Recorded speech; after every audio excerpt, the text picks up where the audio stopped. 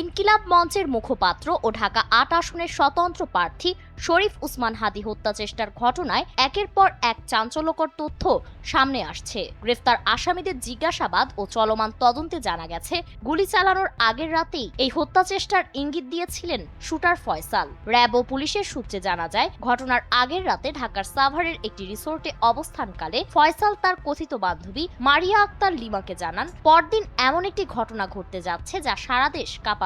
পরদিনই প্রকাশ্য দিবালোকে রাজধানীর পল্টন এলাকার বক্স কালভার্ট রোডে ওসমান হাদীর উপর গুলিবর্ষণের ঘটনা ঘটে। আইনশৃঙ্খলা বাহিনীর তদন্তে উঠে এসেছে, মোহাম্মদপুরের সাবেক এক কাউন্সিলর এই হত্যা চেষ্টার মূল মাস্টারমাইন্ড ছিলেন। অন্তত ২০ জনের একটি সংবদ্ধ গ্রুপ এই হামলার পরিকল্পনা, অর্থায়ন, অস্ত্র সংগ্রহ, শুটারদের পালিয়ে যাওয়া এবং সীমান্ত পারাপারের সহায়তার সঙ্গে সরাসরি জড়িত ছিল।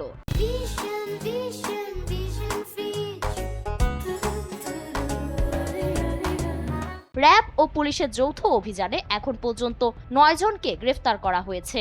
অভিযানে আগ্নেয়াস্ত্র, গুলি, ম্যাগাজিন এবং কয়েক কোটি টাকার চেক উদ্ধার করা হয়েছে। গোয়েন্দা সংস্থাগুলোর আশঙ্কা, একই ধরনের আরও একাধিক শুটার গ্রুপ মাঠে সক্রিয় থাকতে পারে। এরই ধারাবাহিকতায় মঙ্গলবার রাজধানীর আগারগাঁওয়ের কর্নেল গলিতে শুটার ফয়সালের বোনের বাসার নিচ থেকে হত্যা চেষ্টায় ব্যবহৃত ২টি ম্যাগাজিন ও ১১ রাউন্ড গুলি উদ্ধার করে র্যাব। র্যাব জানিয়েছে, এসব ম্যাগাজিন ও গুলি বোনের বাসা থেকে নিচে ফেলে দেওয়া হয়েছে।